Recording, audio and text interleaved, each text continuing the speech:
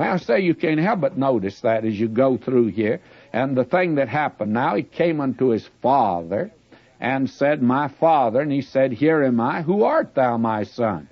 The voice was not quite the voice of Esau's. Everything else, it was like Esau. And Jacob said unto his father, I'm Esau thy firstborn.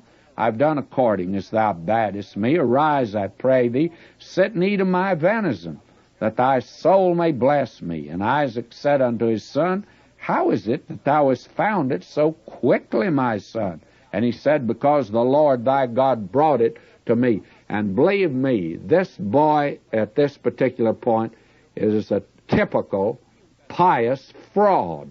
And you find many of them today in fundamental circles. They talk about the Lord leading them. And sometimes the Lord leads them to do some very unusual things.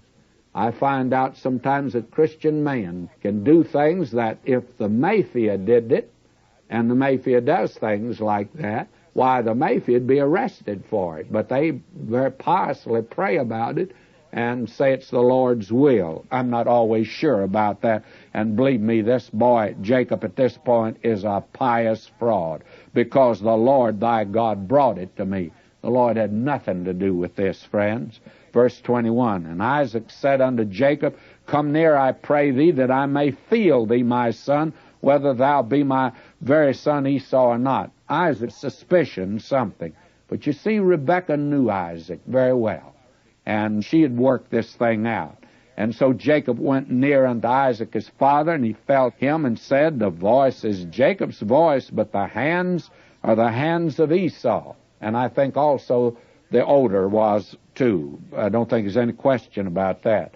The hands are the hands of Esau. And he discerned him not, because his hands were hairy as his brother Esau's hand. So he blessed him. And he said, Art thou my very son Esau? And he said, I am.